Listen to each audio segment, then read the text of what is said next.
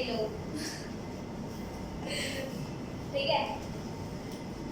चलो, तो अभी जो ज्ञान पढ़ रहा था, ओवर कॉन्फिडेंस 11वीं 12वीं के लिए हानिकारक है, ठीक है। क्योंकि 11वीं क्लास में पास होना सब कुछ होता है, लेकिन 12वीं क्लास में सबसे ज्यादा पता है क्या घटिया चीज होती है? पास हो जाओ 40% से, आगे कभी कुछ नहीं कर पाओगे, ना कोई एग्जाम के लिए एलिजिबल हो। स्कूल वालों ने तो धक्का मार के भगा ही दिया कि भाई पास हो गए तो कुछ नहीं कर पाओगे, सबसे घटिया होगा, ठीक है। Marks really does not matter, it does not mean कि नॉलेज इज नॉट इम्पोर्टेंट, ठीक है। Knowledge is everything, okay. And please I am expecting some mature behaviour from all of you, okay. Last class में हम लोगों ने जो topic किया था, किसको मजा आया था?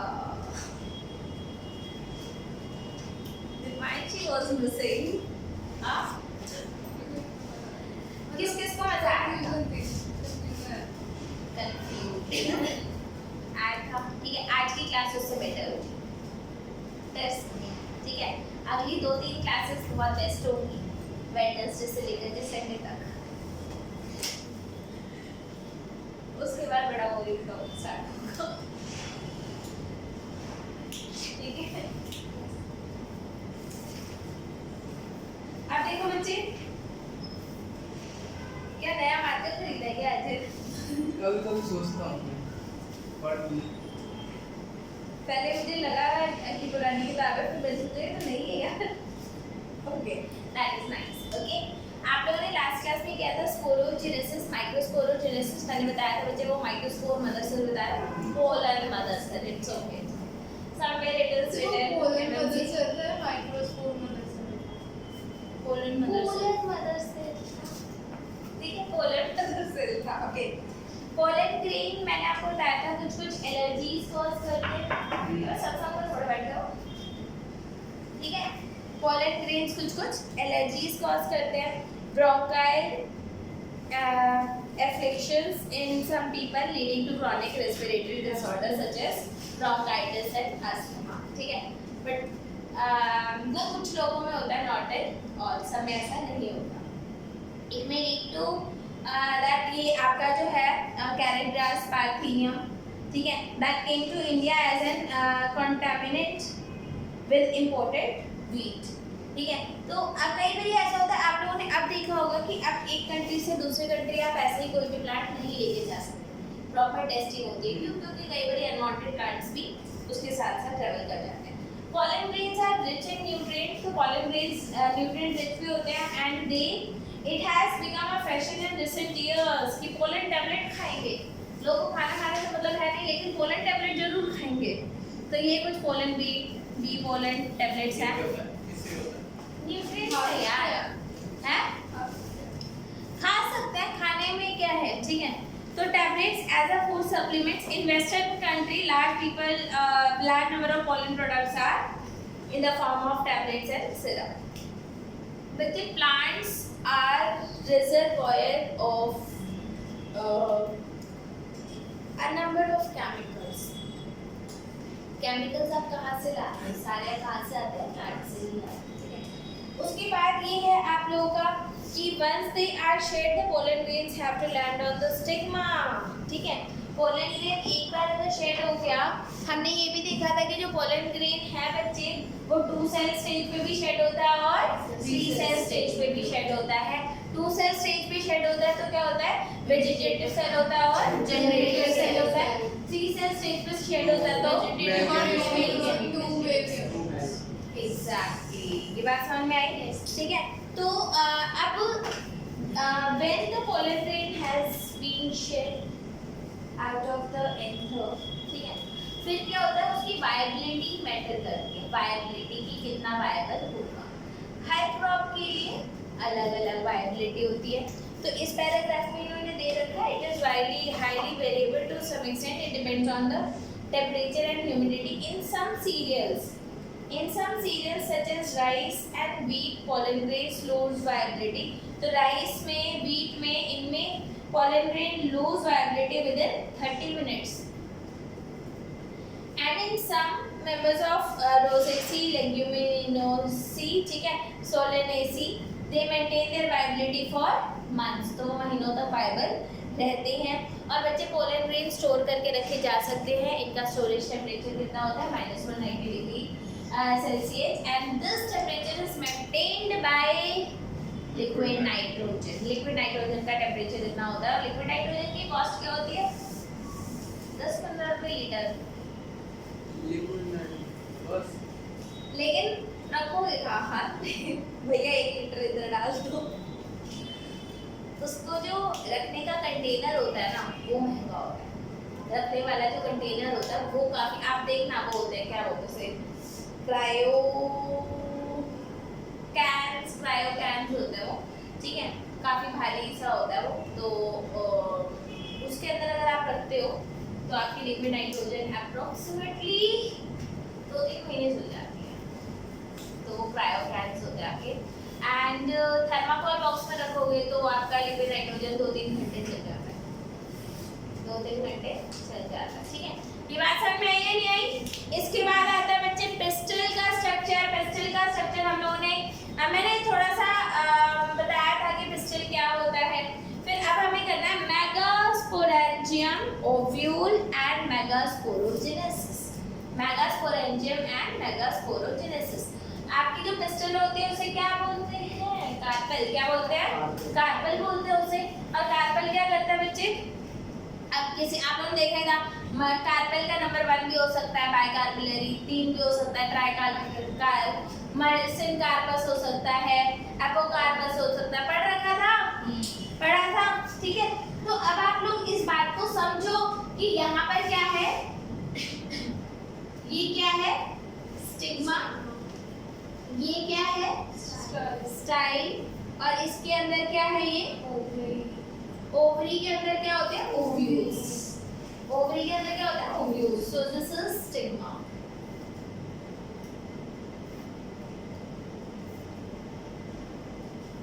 ये क्या है?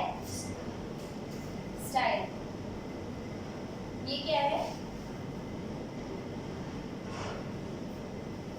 Stigma, style and ovary. इसके अंदर क्या होता है? ओव्यूल. इसके अंदर होता है आपका ओव्यूल, ठीक है. मैंने बताया था कि आपका एंजियोस्पर्म यानी कि ये जो आपका फ्लावरिंग प्लांट्स, ठीक है. Thank you. So flowering plants होते हैं वो आपके डिप्लॉयड होते हैं. ये बताया था मैंने आपको. ये सारे स्ट्रक्चर्स कैसे होंगे? ये सारे स्ट्रक्चर्स कैसे होंगे? डिप्लॉयड ही होंगे. बेटा ध्यान दो, ठीक है. क्या हो गया? नींद आ रही है यार? इस टाइप तो नहीं आती थी, ठीक है. तो stigma, style and ovary. Okay. अब स्टिग्मा का क्या काम होता है? स्टाइल का काम क्या होता है? ओवरी का काम क्या होता है? और आपका मेगास्पोरेंजियम कहाँ पर होता है और मेगास्पोर कहाँ पर होता है, ठीक है. तो स्टिग्मा का काम क्या होता है? इसके ऊपर आकर के पॉलन ग्रेन लैंड करेगा. हमने देखा था जो पॉलन ग्रेन है बच्चे आपका, वो क्या था? उसके अंदर 2 वॉल लेयर्स थी. एक का नाम क्या था अजय? एक्साइन ना और एंटीना. इंटाइन. एक्साइन और इंटाइन. एक्साइन किस चीज से बनी हुई है? उत्कर्ष, एक्साइन किस चीज से बनी है? बोल दो मयंक. एक्साइन किस से बनी हुई है? पढ़ के नहीं आते ना? बोलो, अभी तो बात में आए हैं. बोलो. ओम. स्पोरोपोलैंड. नहीं होते, स्पोरोपोलैंड. स्पोरोपोलैंड.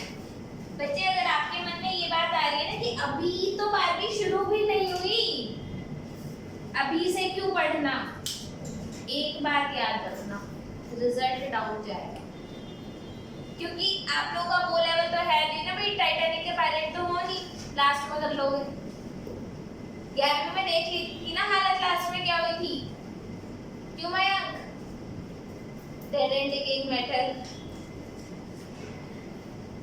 आप लोग इतनी प्रैक्टिस करने के बाद भी गलतियां करते हो। आप क्या एक्सपेक्ट करते हो कि अभी पढ़ाई नहीं करोगे तो क्या रिजल्ट सही आ जाएगा?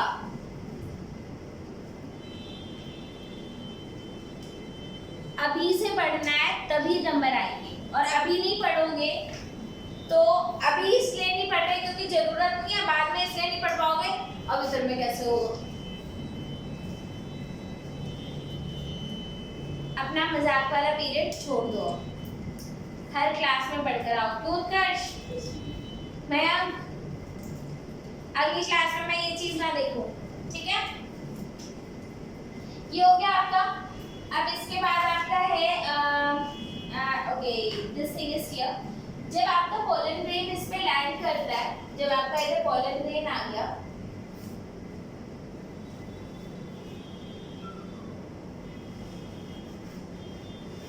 अब आप लोग मुझे समझाना है यहाँ पर मैं क्या बनाने की कोशिश कर रही हूँ।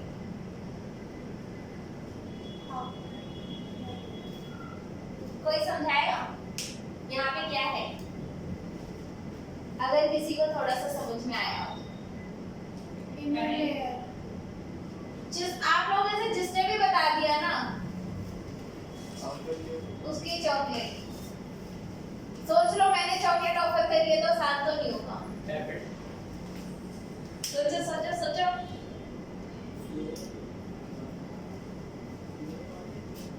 पढ़ के आए होते तो आंसर बता रहे होते।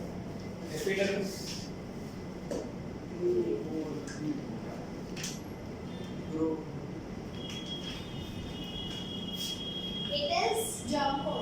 Yeah. अबे एकदम से थोड़े दूंगी कि क्लास छोड़ के पहले मजाक करके चॉकलेट ही लेकर आओ। ये क्या है आपका? Germinating pollen. मत कर लो यार इसे। जर्मिनेटिंग पोलन, ठीक है? और ये आपका क्या है? जर्म। और जर्म पोर होता है क्या है बच्चे?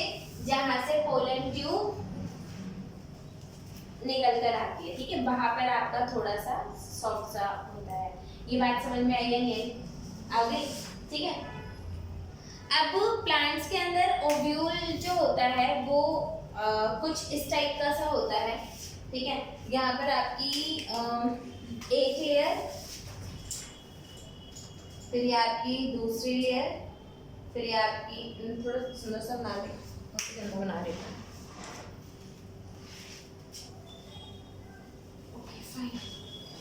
अब देखो इधर, तो ये आपका कुछ इस टाइप का सा होगा। It will be like this, then like this,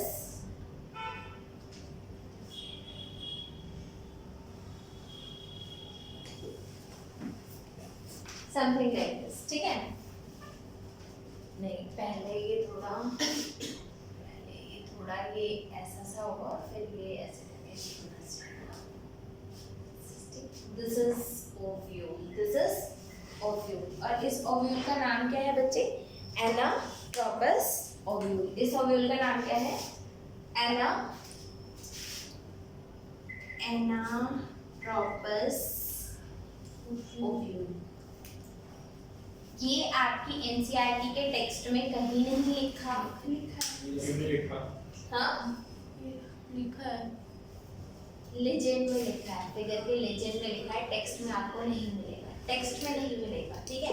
and जब आप 12th क्लास कर रहे हो तो आपको हर एक चीज़ बहुत ध्यान से पढ़ना है।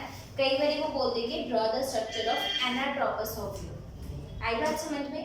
और इधर इसके अंदर होता है, इसके अंदर क्या होता है? Embryo sac. इसके अंदर आपका एम्ब्रियो सैक, ठीक है? अब इनकी कुछ लेयर्स हैं। लेयर्स के नाम क्या क्या है बच्चे?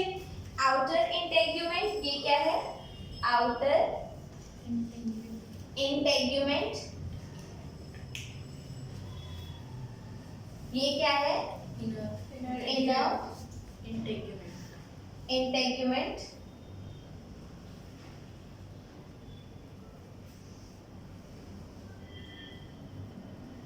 ये क्या है?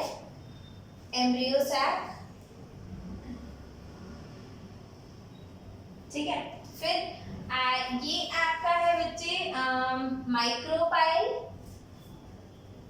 माइक्रोपाइल, पाइल, ठीक है, और ये है आपका चैलेजल, एक बात समझ में, ठीक है। फिर ये आपका फ्यूनिकल एंड हीलियम, इधर आपका हीलियम आ गया, हीलम एंड ये आ गया आपका funicle, so this is funicle. Is this clear? यहाँ तक की बात समझ में आई, ठीक है। अब आप लोग इधर एक बार ध्यान रखना, सबसे ज्यादा इंपॉर्टेंट क्या है? एम्ब्रियो सैक, सबसे ज्यादा इंपॉर्टेंट एम्ब्रियो सैक है। दूसरे नंबर पे माइक्रोपाइलर एंड और चैलेजल एंड याद रखना, ठीक है। अब मैं आप लोगों को एक बात समझाने की कोशिश करती हूँ, शायद आप लोग समझ पाओ। जैसे मान लो आप वहाँ पे खड़े हो, मेट्रो स्टेशन पे खड़े हो, कौन से वाले? केशवपुरम पे। कहाँ पे खड़े हो? केशवपुरम पे खड़े हो, ठीक है। तो अब किसी ने बोला भाई ये मेट्रो कहाँ की ओर जा रही है? कहाँ की ओर जा रही है? तो there are two option, one is Rithala, towards Rithala, and second is towards Dilshad Garden. तो आप एंड बता देते हो कि ये या तो रिठाला की तरफ जा रही है या दिलशाद गार्डन की तरफ जा रही है। तो रिठाला और दिलशाद, इसका मतलब अगला स्टेशन क्या रिठाला है? नहीं, उसकी ओर जा रही है, लेकिन अगला स्टेशन रिठाला है, ये क्लियर नहीं है। Similarly with the Dilshad garden. अब ये यहाँ पे बात मैं क्यों कर रही हूँ, ये बात ही क्यों कर रही हूँ, ठीक है। ये दो इनके एंड्स हैं, ये दो इनके एंड्स हैं। अगर मैं इस एम्ब्रियो की सैक की बात करूँ तो ये कौन सा एंड है? माइक्रोपाइलर, और ये कौन सा एंड है? चैलेजल। और अगर मैं इस स्ट्रक्चर की बात करूं तो ऊपर वाला माइक्रोपाइलर, नीचे वाला चैलेजल। अब आप बोलोगे अभी इसको तो माइक्रोपाइलर बोला था और उसके ऊपर वाले को चैलेजल, अबे उसके कंपैरिजन में वो चैलेजल है। अगर मैं इस रीजन की बात करूं तो ये चैलेजल एंड है, और अगर मैं इसकी बात करूं तो ये चैलेजल एंड है। समझ में आई बात? चैलेजल नहीं है, चैलेजल एंड है। ये बात समझ में आई है नहीं? तो आप ये समझ लो कि हम ओरिएंटेशन बताते हैं कि ये कौन सा एंड है? माइक्रोपाइलर, टुवर्ड्स माइक्रोपाइलर एंड का मतलब क्या है?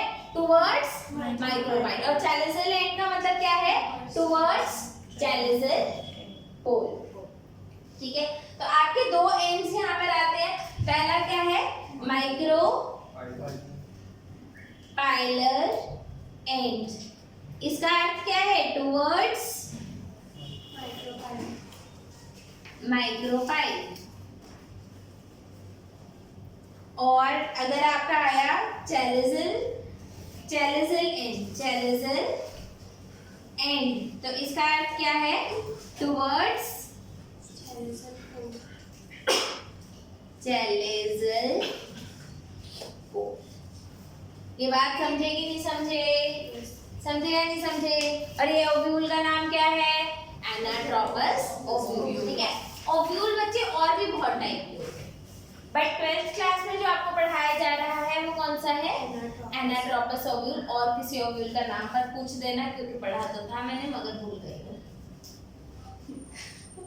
बट ग्रेजुएशन में पढ़ा था, नॉट इन 12th क्लास, ठीक है। Okay, is this clear? यहाँ तक बात समझ में आएगी नहीं? यहाँ तक में कोई डाउट है तो बताओ, अभी तक कोई डाउट है तो बताओ, बता दो। नहीं है? नहीं बताओगे? पक्का? यहाँ तक क्लियर है? इसके बीच में बच्चे जो टिश्यू होता है ना, इस टिश्यू को बोलते हैं न्यूसेलस। इस टिश्यू को क्या बोलते हैं? न्यूसेलस। अब न्यूसेलस मेरे को क्यों याद आ गया बच्चे? क्योंकि जैसे वहाँ पे आपका स्पोरोजेनस टिश्यू था, सिमिलरली यहाँ पे क्या है? न्यूसेलस है। स्पोरोजेनस टिश्यू क्यों इंपॉर्टेंट था? क्योंकि वो मियोसिस, उसके सेल्स किस में जाते हैं? मियोसिस में जाते हैं। और न्यूसेलस क्यों इंपॉर्टेंट है? बिकॉज एनीवन, अच्छा वहां पर तो सारे सेल्स जाते हैं, यहाँ पर any one cell of the nucellus will undergo meiosis. तो यहाँ पे कौन सा सेल मियोसिस में जाता है? Any one cell of nucellus. ये बात समझ में आई या नहीं आई? इज दिस क्लियर और नॉट? यहाँ तक एक बार आप लोग रिव्यू करो और नोट डाउन करो। ओके, आगे क्या है बच्चा आपका? अब इधर ध्यान दोगे तो माइक्रोस्पोरेंजियम, मेगास्पोरेंजियम ओव्यूल ही है, तो ओव्यूल क्या है? मेगास्पोरेंजियम। ठीक है, अब मैं आपको एम्ब्रियो सैक का स्ट्रक्चर समझाऊंगी। बच्चे आपको एनाटोमस ओव्यूल क्लियर हो गया, चैलिसल एंड क्लियर हो गया, माइक्रोबाइलर एंड क्लियर हो गया। आप लोग सोचोगे बार-बार क्यों बता रही हूं मैं, क्योंकि ये यूज होना है, आगे भी यूज होना है, इसलिए मैं आपको बार-बार बता रही हूं। और जिसको टफ लग रहा है बच्चे प्लीज मेहनत करो।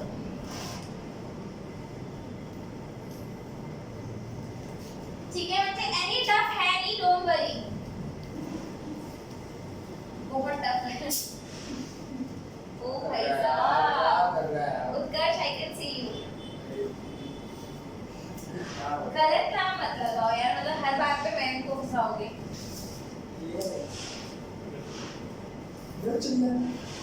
ओके, आगे आगे आगे आगे। Now we are coming to embryo sac. अब किस पे आ जाए? Embryo sac. उससे पहले, अच्छा उससे पहले तो मेगास्पोरोजेनेसिस करवाना है। उससे पहले क्या कराना है? मेगास्पोरोजेनेसिस। उसके बाद एम्ब्रियो सैक बनाएंगे, उसके बाद एम्ब्रियो सैक बनाएंगे। ठीक है, तो any one cell of the nucellus, any one cell of nucellus, any one cell of nucellus will undergo meiosis, ये बात समझ में आई या नहीं आई? ठीक है, meiosis कैसे डिवीजन है? रिडक्शन है। रिडक्शन डिवीजन क्यों होगी? Because gametes are haploid, gametes are haploid। ये बात समझ में आई या नहीं आई? आगे, ठीक है। और आपके अब यहाँ पर एक बात याद रखना बच्चे कि आपका क्या होगा, अभी जो प्रोसेस हम लोग करने वाले हैं वो है मेगास्पोरोजेनेसिस। अभी हम लोग क्या करने वाले हैं? मेगास्पोरोजेनेसिस। तो अब हम लोग करेंगे megasporogenesis. I am removing this. ठीक है, तो now megasporogenesis,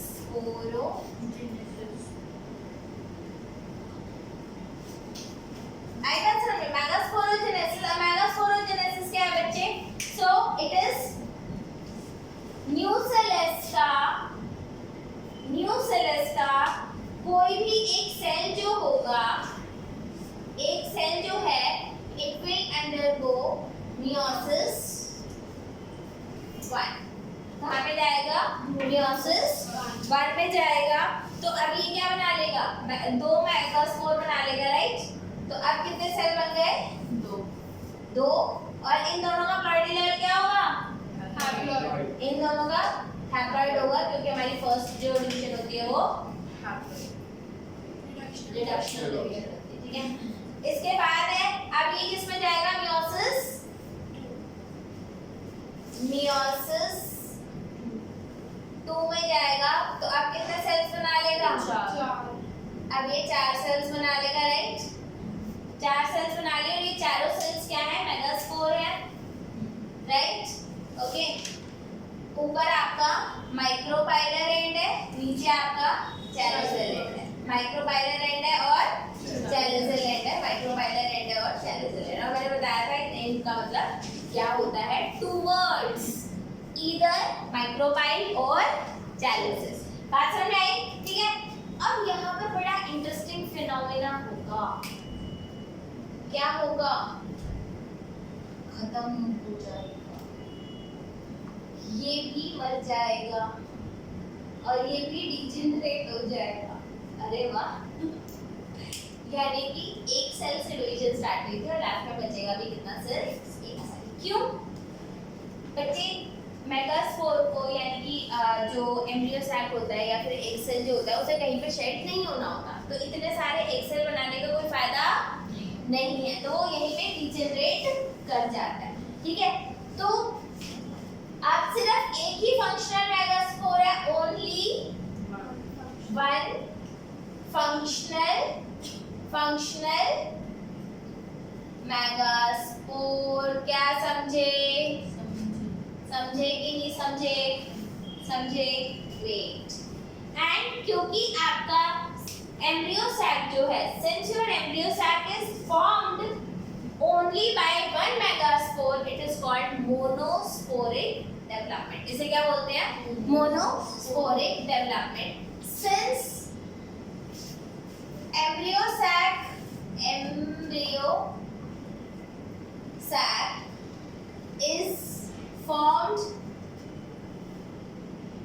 by only one functional megaspore, it is called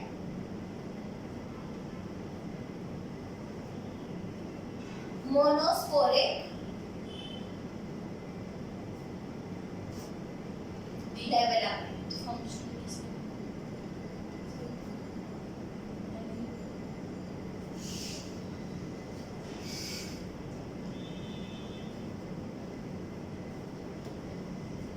ठीक है, इसको हम क्या बोलते हैं? Monosporic development. ये बात समझ में आई या नहीं आई? आगे बात समझ में? क्या बायोस्पोरिक या ट्राइस्पोरिक भी होता है? यस होता है, बट हमें नहीं करना, अभी नहीं करना। वो सब ग्रैड वगैरह में अगर बॉटनी लोगे तो पढ़ोगे। मैंने लिया था, मैंने पढ़ा था। ठीक है, इट्स ओके। यहाँ तक समझ में आया? तो आपका क्या है? अब बंद कर दो। अरे पता नहीं क्यों बात कर रहा है।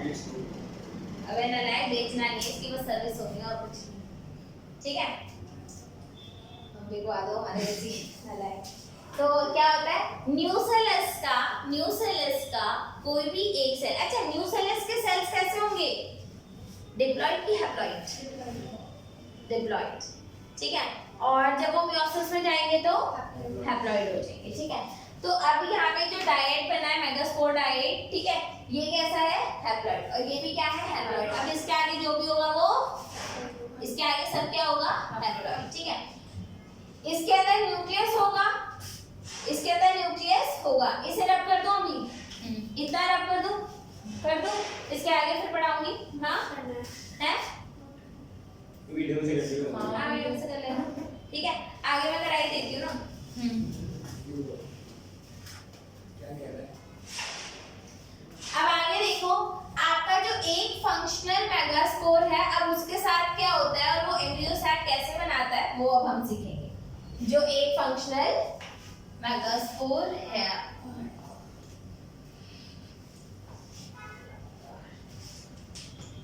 so now you have one functional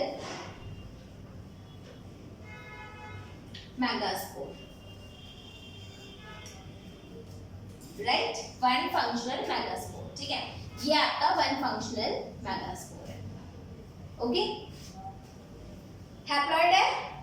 अब इसमें होती है बच्चे 3 सक्सेसिव माइटोटिक डिवीजन। माइटोटिक बोले तो इक्वेशनल माइटोसिस। ठीक है, तो पहला क्या हुआ इसमें? ये इधर क्या हुआ? माइटोसिस 1। अच्छा, इसके एंड में बता देती हूँ, ये आपका इधर उल्टा करके बना रखा है एनसीईआरटी में भी। ये माइक्रोपाइलर एंड है और ये चैलिसल एंड है। ये माइक्रोपाइलर एंड है और ये चैलिसल एंड है। अब इसमें क्या होगा? ये आपका फ्री न्यूक्लियर डिवीजन होती है। ये सारी क्या होती है? फ्री न्यूक्लियर डिवीजन, यानी कि सिर्फ न्यूक्लियस डिवाइड कर रहा है, सेल पूरा डिवाइड नहीं कर रहा। तो 3 नाउ फ्री न्यूक्लियर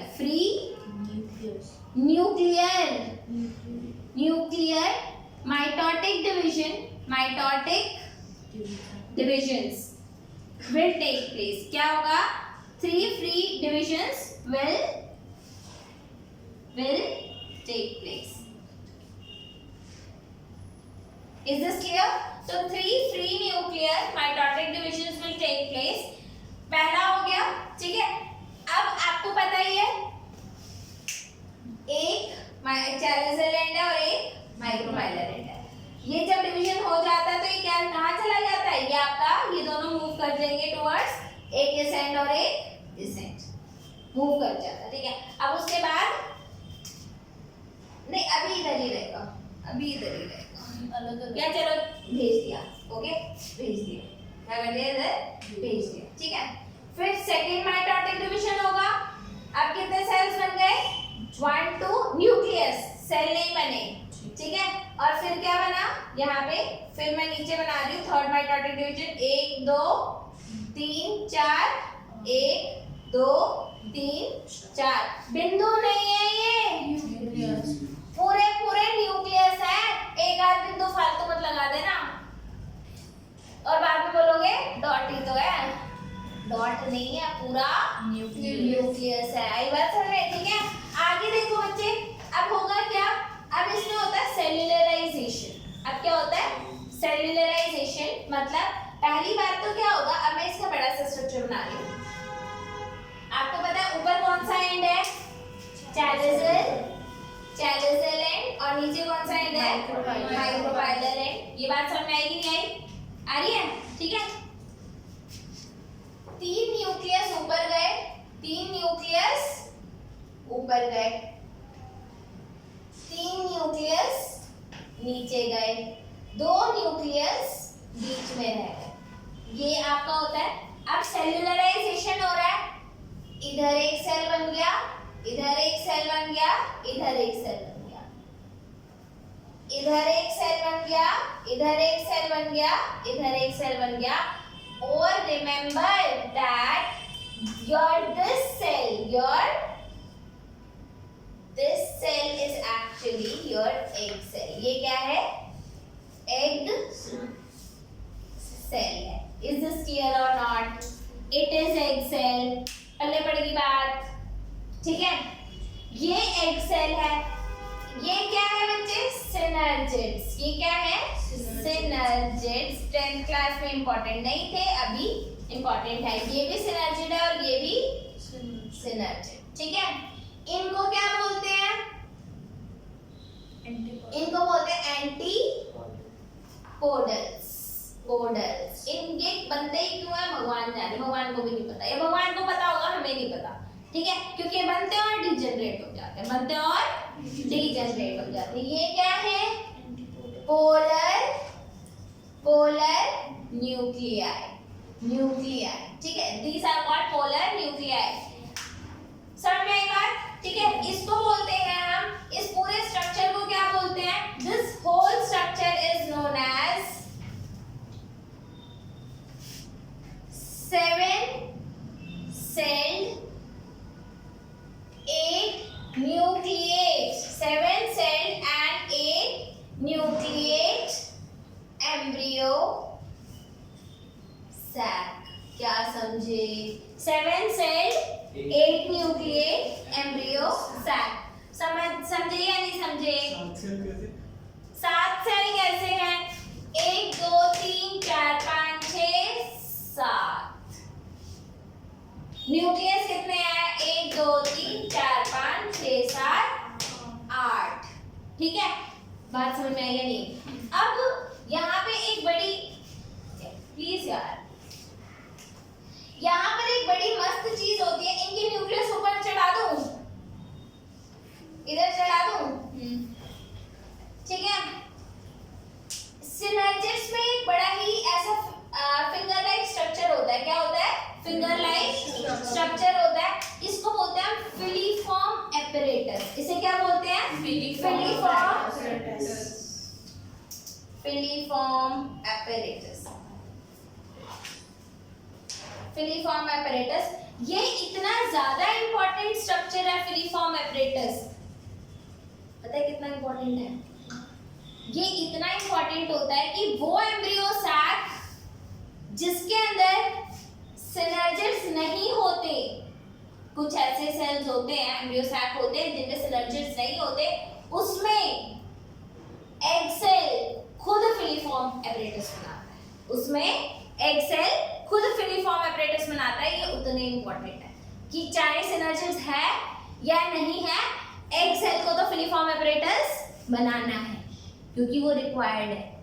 आई बात समझ में, नहीं आई समझ में, अच्छा उत्कर्ष मयंक समझ में आई, इज दिस क्लियर, समझ में आ रहा है नहीं आ रहा, आ रहा है, ठीक है। अब सिनर्जिड्स की भी कहानी सुनाते हैं, सिनर्जिड्स क्या होते हैं, ठीक है। सिनर्जिड्स का क्या होता है, सिनर्जिज्म का मतलब मालूम है, कैसा इंग्लिश वर्ड सिनर्जिज्म, नहीं पता। जैसे मान लो आप लोग तो एग्जाम्पल में ले नहीं सकते, लेकिन